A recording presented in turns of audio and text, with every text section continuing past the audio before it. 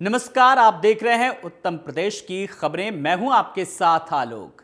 लोकसभा चुनाव में कुछ ही महीने बाकी हैं। बीजेपी इस चुनाव में 400 सीटों का लक्ष्य लेकर तैयारियों में जुटी है। वहीं कांग्रेस भी अपने वोटों की बढ़ोतरी करने की कोशिश में है। ऐसे में हार और जीत का गेम तय करने वाले प्रदेश उत्तर प्रदेश पर राजनीतिक पार्टियों की नजरें टिकी हुई हैं। उत्तर प्रदेश की लगभग कई लोकसभा सीटों को प्रभावित करने वाला निषाद समुदाय और संजय निषाद 2024 चुनाव में कितने अहम है, इस रिपोर्ट के जरिए जरा समझिए।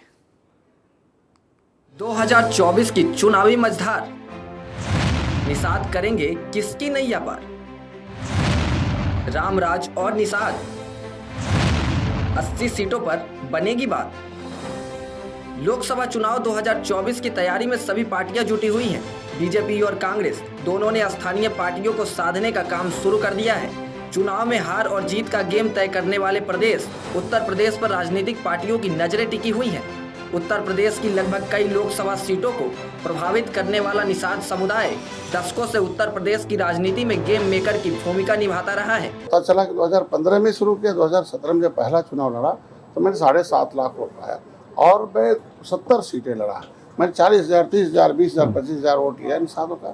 इनके दिमाग में रहता था 1-2 हज़ार निषाद होंगे, 5,000 होंगे। आगे हार गए 5,000, 10,000 वोटों से, जिसपे विजय मिश्रा जी जीते थे। हमने ऐतिहासिक जीत दिया।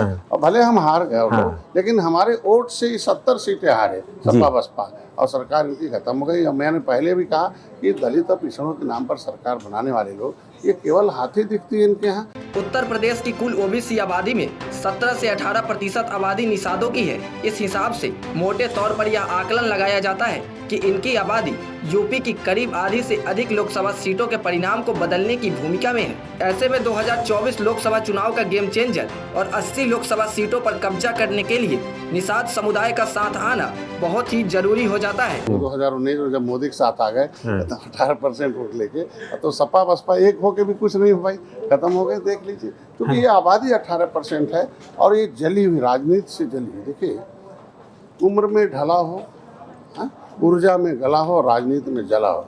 ये राजनीति में जले हुए लोग हैं और हमारे लोगों को उम्र भर दरी बिछवाया, झोला उठवाया, किसी को मंत्री कैबिनेट नहीं बनाया, न तो उनको दिखाई दिया।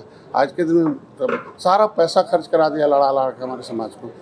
कांग्रेस पार्टी भी मल्लाह समुदाय को जोड़ने के लिए खास प्लान बना रही है, तो सपा भी निषाद समुदाय के जरिए सियासी मझधार पार करना चाहती है। लेकिन निषाद समुदाय के बड़े नेता संजय निषाद यह साफ कर चुके हैं कि निषाद समुदाय राम और निषाद राज की तरह एक दूसरे के साथ खड़े हैं। आपने देखा होगा कि जब मैं आ गया तो 2023 में सारे नगर निगम, सारे नगर नदियों के किनारे है महानगर, वो सब जीत के दिखा दिया। इसके मतलब ये 18% निषाद की आबादी। और भी प्रदेशों में, छत्तीसगढ़ है, मध्य प्रदेश है, राजस्थान में गया, रैली कर दिया। हमने कहा मोदी के साथ रहो, एनडीए, हम लोग अलग अलग नहीं है। भोजन भी थाली ही कमल है, कमल ही भोजन वाली थाली है।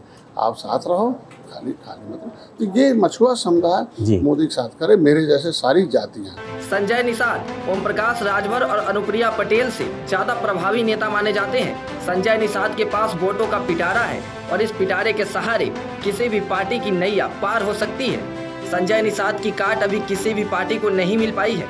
संजय निषाद उत्तर प्रदेश में अपनी जाति के इकलौते सर्वमान्य नेता माने जाते हैं। सामान्य भाषा में कहें तो किसी भी पार्टी को उत्तर प्रदेश में अपनी दबदबा कायम करने के लिए संजय निषाद का साथ संजीवनी की तरह काम आएगा। संजय निषाद फिलहाल बीजेपी के साथ है और अपनी संजीवनी बीजेपी को देने के लिए एक एमपी और एक एमएलसी सीट की मांग कर रहे हैं। अभी तो फिलहाल हमें एक सिंबल पर एक सीट मिलनी चाहिए। फिर एमएलसी है, 3 बार से हम वोट डाल रहे हैं एमएलसी का। उसमें जिस तरीके से सबको एमएलसी दिया जा रहा है उस तरीके से एमएलसी 3 बार राज्यसभा में भी दिया हमने, अब एमएलसी, तो एक एमएलसी मिलनी चाहिए। अब देखना यह होगा कि निषाद पार्टी और बीजेपी के बीच का गठबंधन मजबूत हो पाता है या फिर निषाद पार्टी का वोट किसी और पार्टी के पाले में जाएगा। Bureau report, TV 27 news, Delhi. तो बीएसपी प्रमुख मायावती ने एक बार फिर दोहराया है कि लोकसभा चुनाव 2024 में किसी राजनीतिक दल से गठबंधन न करने का उनका फैसला अटल है। मायावती ने कहा, चुनावी गठबंधन या तीसरे मोर्चे की जो भी बातें की जा रही हैं वो सब अफवाह और फेक न्यूज हैं। सोशल मीडिया प्लेटफॉर्म एक्स पर एक पोस्ट में मायावती ने कहा, बसपा काफी मजबूती से चुनाव लड़ रही है, जिसके चलते विरोधियों में बेचैनी फैली हुई है।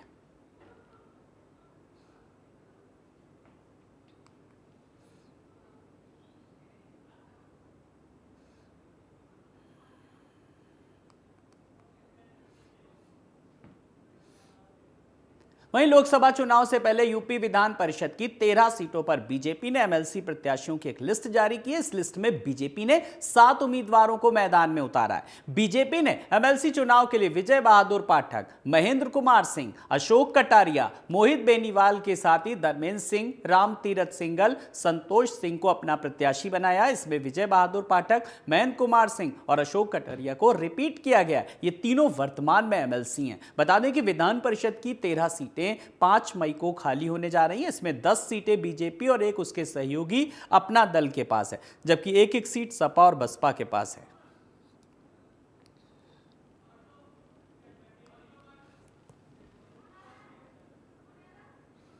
वहीं सीएम योगी आदित्यनाथ ने गोरखपुर के सिकटौर में एनसीसी ट्रेनिंग एकेडमी का भूमि पूजन और शिलान्यास किया और इसके बाद समारोह को संबोधित करते हुए कहा, जीवन में अनुशासन के बिना कुछ भी नहीं हो सकता। ये जीवन भर सही मार्ग पर चलने की प्रेरणा देता है। युवाओं को अनुशासन का व्यवहारिक ज्ञान देने में एनसीसी की महत्वपूर्ण भूमिका है। बता दें कि एनसीसी ग्रुप मुख्यालय गोरखपुर की ट्रेनिंग एकेडमी का निर्माण 10 एकड़ क्षेत्रफल में 55 करोड़ रुपए की लागत से किया जाएगा और भूमि पूजन के बाद मुख्यमंत्री योगी आदित्यनाथ ने एनसीसी के ट्रेनिंग एकेडमी के मॉडल का भी अवलोकन किया। तो तमाम सारी योजनाओं को मूर्त रूप देने के साथ ही एनसीसी ट्रेनिंग एकेडमी का भूमि पूजन और शिलान्यास किया। इस दौरान उनका एनसीसी के जो छात्र हैं उनमें जो अनुशासनिक, संगठनात्मक, जो नेतृत्व, जो लीडरशिप की जो क्षमता का आकलन होता है, उसको उन्होंने एक बार फिर कहा कि ये जो युवा नेतृत्व है, इसको कहीं ना कहीं युवा शक्ति को आगे बढ़ाना है।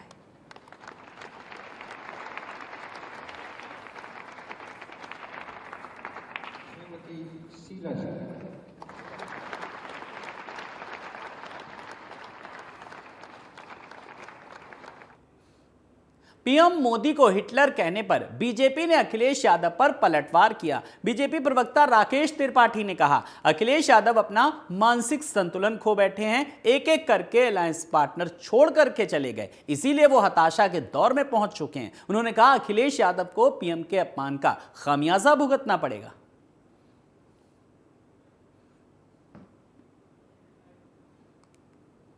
जैसे जैसे चुनाव नजदीक आता जा रहा है, अखिलेश यादव जी की हताशा बढ़ती जा रही है। अलायंस पार्टनर एक एक करके छोड़ गए, सुभाषपा ने छोड़ दिया, आरएलडी ने छोड़ दिया, अब सहारा नहीं मिल रहा है। हताशा में मानसिक संतुलन बिगड़ रहा है और इसीलिए प्रधानमंत्री जी को हिटलर कहने का प्रयास कर रहे हैं। प्रधानमंत्री जी के प्रति जो अपमानजनक टिप्पणी की है, इसका खामियाजा अखिलेश यादव जी को भुगतना पड़ेगा। उत्तर प्रदेश में उनकी सीटें आने वाली तो थी नहीं, मार्जिन और कम हो जाएगा, जमानतें और जगहों पर जब्त हो जाएंगी। बेहतर होता कि मौन साध करके रहते, लेकिन यह संयम अखिलेश जी में नहीं है। वो हताशा के दौर में जा चुके हैं। जैसे जैसे चुनाव नजदीक आता जा रहा है, अखिलेश यादव अलीगढ़ के श्री मंगलकारी बालाजी महाराज का 18वां वार्षिकोत्सव 11 और 12 मार्च को मनाया जाएगा। मंदिर समिति के अध्यक्ष और सदस्यों ने पत्रकारों से बातचीत में वार्षिकोत्सव को लेकर विस्तार से जानकारी दी। आपको बता दें कि 11 तारीख को बालाजी महाराज की शोभा यात्रा बड़े ही धूमधाम से निकाली जाएगी। ये शोभा यात्रा महावीरगंज हनुमान जी मंदिर से मामू भांजा कंपनी बाग, मीनाक्षी पुल सेंटर पॉइंट से होते हुए टीकाराम मंदिर पर जाकर के समाप्त होगी।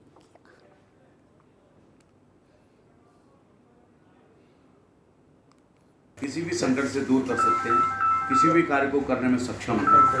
वही हनुमान जी महाराज का हम लोग वार्षिकोत्सव मना रहे हैं, जो कि अलीगढ़ शहर के एक प्रतिष्ठित मंदिर है और अलीगढ़ शहर का ही नहीं, वो प्रदेश स्तर का जो मंदिर है मंगलकारी बालाजी महाराज। ये 17 वर्षों से निरंतर आयोजन होते हैं। इस बार 18वां वार्षिकोत्सव हम लोग मना रहे हैं और वार्षिकोत्सव को मनाने में क्या क्या प्रक्रियाएं, क्या क्या विधियाँ हैं, ये हर व्यक्ति जानता है, क्योंकि निरंतर 17 वर्षों से ये कार्यक्रम दिव्य और भव्य होता आ रहा है। इसमें शहर के ही नहीं, पूरे प्रदेश के लोग सहभागिता करते हैं और उसमें सम्मिलित होते हैं, सम्मिलित होकर के आनंद लेते हैं, किसी भी संकट से दूर।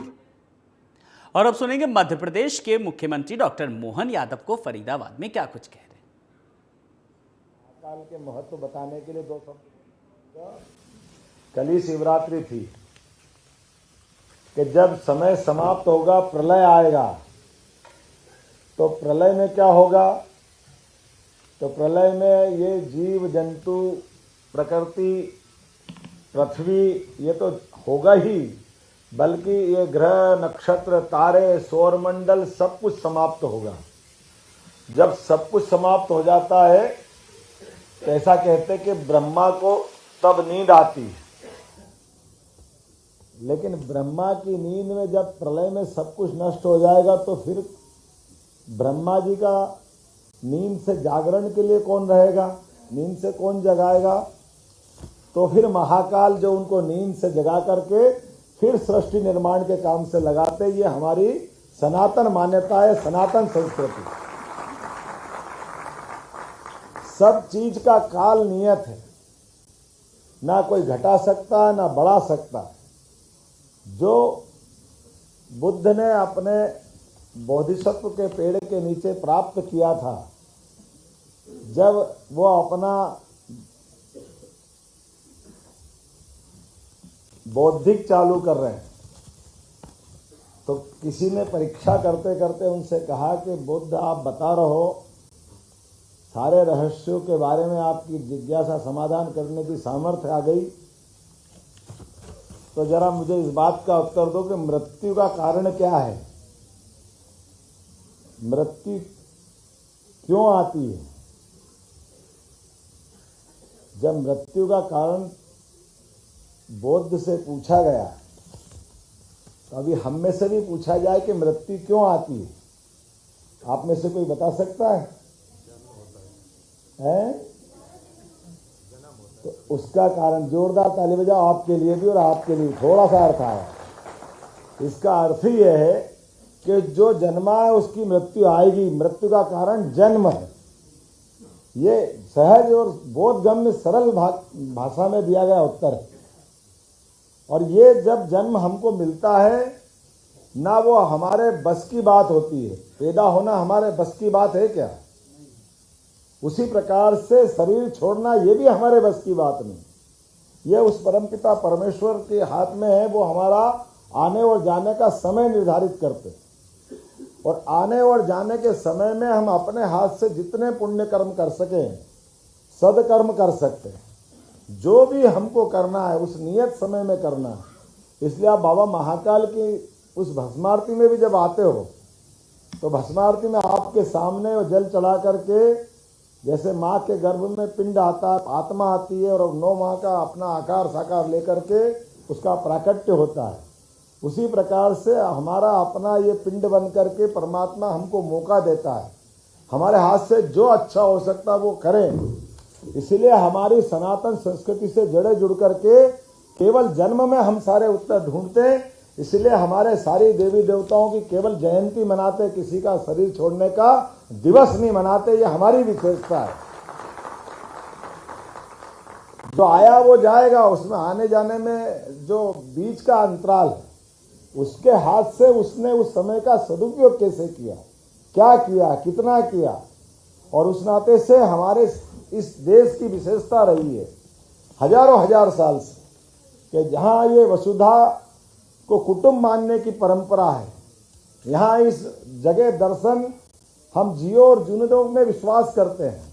जहाँ हमारे वेद परंपरा में सर्वे भवन्तु सुखिनः सर्वे सन्तु निरामया, हम सबका जो अच्छे से अच्छा हो सकता है उसकी हम कामना करते हैं। और इसी नाते से आज़ादी के कालक्रम में हमारे हाथ से धीरे धीरे धीरे धीरे कई यश चले गए, लेकिन दुनिया में हमने अपने आप को अगर सोने की चिड़िया के नाते से पहचान बनाई तो हम कहीं लूट के नहीं लाए। हमारे यहाँ के इसी प्रकार के एक अभिजात्य वर्ग ने अपने अपने क्षेत्र में व्यापार व्यवसाय के माध्यम से अपने प्रोडक्ट का सेल्फ तरीके से, स्वाभिमानी तरीके से दुनिया में उत्पाद का निर्यात करके धन कमाने की आदत डाली। उसकी परंपरा हमारे इस देश की रही हजारों हजार साल से। हमें इस बात का गर्व है। और आज भी वो सारे उत्तर देने में समर्थ है हमारे अपने औद्योगिक घराने के लोग या इस प्रकार के सारे लोग। लेकिन वो दृष्टि भी रखते हैं कि दृष्टि में सृष्टि है, प्रकृति में परमात्मा भी है और आत्मा में भी परमात्मा है। तो आत्मा और परमात्मा में, प्रकृति में, सृष्टि में जो तादात्म्य बिठाता है वो भारतीय संस्कृति है, वो सनातन संस्कृति। इस नाते से सरकार का बनना, इस छाया का, इस आश्रय का देना बराबर है। इसलिए हजारों साल से हमारी परंपरा है कि शासन की व्यवस्था सुयोग्य हाथों में होना चाहिए। शासनकर्ता में वो सामर्थ्य होना चाहिए जिसकी दृष्टि सृष्टि से जोड़े और सृष्टि प्रकृति से जोड़े और प्रकृति से परमात्मा की तरफ वो हर जीव में आत्मा के समान व्यवहार करे। इस नाते से वो बोध वाक्य वापस पुनः हमको याद आते हैं, जिसके कारण से जियो और जिनोदो की बात करते हैं। अगर दुनिया के फलक पे देखेंगे तो दो तरह की धाराएं हमको दिखाई देगी। अभिज्ञात इतिहास में भी हमने सबने अपनी आंखों से देखा है। रूस और यूक्रेन का युद्ध किस बात का युद्ध है? कुछ साल पहले एक ही तो थे, उससे और आगे जाओगे तो फिर विभक्त थे। लेकिन कार्ल मार्क्स के आधार पर उनने अपने आप को एक नारा दिया, रोटी कपड़ा और एक मकान, दुनिया क्या, रोटी कपड़ा और मकान, दुनिया जीवन के बस 3 निशान। जो कुछ है केवल इसी में सब कुछ है। ये जो अधूरा वाक्य था, इस आधार पर काल के प्रभाव में जोड़ तोड़ के देश बना लिया, लेकिन अल्टीमेटली देश टूटा, क्योंकि ये पर्याप्त नहीं है। जीवन में अगर सब कुछ हो गया, खाना कमाना हो गया, तो इसके बाद देश की सीमा अपने आप नहीं बन जाती। देश की सीमा हजारों साल तक एक साथ एक जैसी संस्कृति में रहने वाली प्रकृति जब आती है तो संस्कृति की निर्मिति होती है, और संस्कृति की निर्मिति होती है तो उसी का परिणाम निकलता है कि हमारे यहाँ ये भारतीय संस्कृति जैसी कोई लचीली संस्कृति निकलती है, जो हर नित नवीन नूतन का स्वागत करती हुई दिखाई देती है। ये कभी रिजिड नहीं है, ये कभी बंधती नहीं है। आपकी भी जय है, आपकी भी जय है। हो सकता आज जो कह रहे कल इसमें कुछ और नया आएगा। वो नित्य नूतन नवीनता का स्वागत करने आती है। इसलिए हमारी प्रकृति में परमात्मा ने कहा और इकबाल ने कहा है कि कुछ बात है कि हस्ती मिट्टी नहीं हमारी। वो जो कुछ बात है अर्थात जो अच्छा हो सकता है उसको बचाए रखने की हमारी जो परंपरा है, हमारी जो पीढ़ियां हैं, वो पीढ़ियां हमको लालायित करती है मानवता के जीवन को बचाए रखने की। वापस आएंगे, उत्तर प्रदेश की खबरों का रुख करेंगे। रायबरेली को आज एक ऐसा खूबसूरत पार्क मिला जहां बच्चों, बुजुर्गों और महिलाओं के लिए बहुत कुछ खास है। साथ ही यहां रायबरेली की सांस्कृतिक और ऐतिहासिक विरासत को भी खूबसूरती से दर्शाया गया। पार्क का नामकरण सिखों के आराध्य गुरु गोविंद सिंह के नाम पर किया गया। राज्य मंत्री दिनेश सिंह के प्रयासों से निर्मित इस पार्क का उद्घाटन पटना साहिब गुरुद्वारे के जत्थेदार बलवंत सिंह ने किया। इस पार्क की सबसे बड़ी विशेषता यह है कि वर्किंग ट्रैक के दोनों तरफ जिले से जुड़े हर महापुरुष की प्रतिमा स्थापित की गई। ये पार्क सिविल लाइन में कलेक्ट्रेट दफ्तर के सामने बनाया गया है। उन्हां दे भरा मंत्री जी दा सरदार अवैध सिंह जी, उन्हां दा भी सम्मान किया जाएगा। मुख्यमंत्री योगी आदित्यनाथ ने आज जौनपुर वासियों को 800 करोड़ की परियोजनाओं की सौगात दी। सीएम योगी ने यहां विभिन्न परियोजनाओं का शिलान्यास और उद्घाटन किया और इसके बाद एक विशाल जनसभा को संबोधित किया। सीएम योगी ने कहा कि हम एक नया भारत देख रहे हैं। पहले जय श्री राम के नारे लगाने पर लोगों को लाठियां मिलती थी और अब पूरी दुनिया अयोध्या आ रही है। सीएम ने आगे कहा कि नए भारत का दुनिया में सम्मान हो रहा है। वहीं झांसी में पिछले दिनों ओलावृष्टि से किसानों की फसलें बर्बाद हो गईं, जिसके लिए उत्तर प्रदेश सरकार ने तत्काल प्रभाव से सहायता उपलब्ध कराने के लिए लगभग 83 करोड़ की धनराशि भेजी, जिसको किसानों के खाते में भेजने के लिए झांसी जिला प्रशासन लगातार कार्यरत है। आज झांसी की मऊ रानीपुर तहसील में किसानों के खाते में लगभग 73 लाख की राहत राशि भेजी गई और किसानों को प्रमाण पत्र वितरित किए गए। इस दौरान सांसद अनुराग शर्मा, बीजेपी जिला अध्यक्ष अशोक गिरी, आयुष श्रीवास्तव और प्रतिपाल सिंह सहित अन्य बीजेपी के नेता मौजूद रहे। देखिए, जैसा आप लोगों को अवगत है, अभी कुछ दिन पहले जो है ओलावृष्टि से मऊरानीपुर के बहुत सारे किसान प्रभावित हुए थे, बहुत सारी फसलें प्रभावित हुई थी। तो उसी के क्रम में जो है राहत आपदा निधि से जो धनराशि किसानों के खाते में ट्रांसफर की गई है, उसके संबंध में शासन के निर्देश पे जो है प्रमाण पत्र का वितरण माननीय सांसद जी के हाथों से कराया गया है। अभी तक हमारे यहाँ जो है 94 गांव प्रभावित हैं, जिसमें लगभग 49,000 किसान हमारे प्रभावित हैं। हमने 73 लाख का भुगतान किसानों को कर दिया है, बाकी प्रक्रिया में है, वो जल्दी। वहीं जौनपुर में बीजेपी नेता प्रमोद यादव हत्याकांड के मुख्य आरोपी विजय यादव को पुलिस ने गिरफ्तार कर लिया। पुलिस ने आरोपी को सिकरारा थाना इलाके के गरहा पुल से पकड़ा। वहीं घटना को अंजाम देने वाले 3 अन्य आरोपियों की तलाश अभी जारी है। बता दें कि 7 मार्च को प्रमोद यादव की हत्या सिकरारा थाना इलाके के बोधापुर गांव के पास की गई थी। काट देने के बहाने बाइक सवार 3 बदमाशों ने उनकी कार को रोककर गोली मार दी और फरार हो गए। मृतक के भतीजे की तहरीर पर एक नामजद समेत 4 लोगों के खिलाफ पुलिस ने केस दर्ज कर लिया।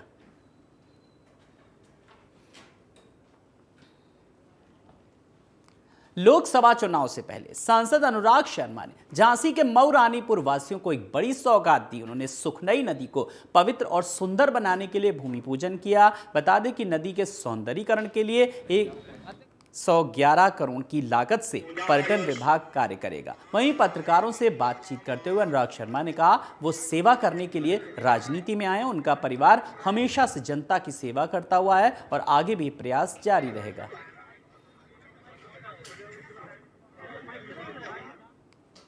विधायकों सभी को बोला गया था कि उस समय कि आप लोगों के भी इसमें कुछ योगदान होना चाहिए और ये स्कीम बहुत ही अच्छी है क्योंकि इसमें हम लोग थोड़ी सी भी धनराशि डालते हैं तो सरकार अपनी ओर से बहुत सारी डाल देती है। अब मंशा मेरी यही थी, जब आदरणीय केशव भाई साहब मुख्यमंत्री जी ललितपुर मौरानीपुर आए थे तब उनसे वो यहीं से निकले थे तो हम लोगों ने उनको सुखनई नदी का दिखाया था। मैंने भाई साहब को उस समय भी आग्रह किया था कि दोनों तरफ इतने भव्य हमारे मंदिर हैं, इतने दिव्य स्थान है। लोकसभा चुनाव के नजदीक आते ही दल बदल का दौर भी शुरू हो गया है। औरैया के पूर्व विधायक मदन गौतम ने एक बार फिर पार्टी बदल ली। उन्होंने बीजेपी का साथ छोड़ सपा का दामन थाम लिया। लखनऊ सपा कार्यालय में पार्टी के अध्यक्ष अखिलेश यादव की मौजूदगी में वो सपा में शामिल हुए। और आपके सामने मुझे नाम प्रस्तुत करने।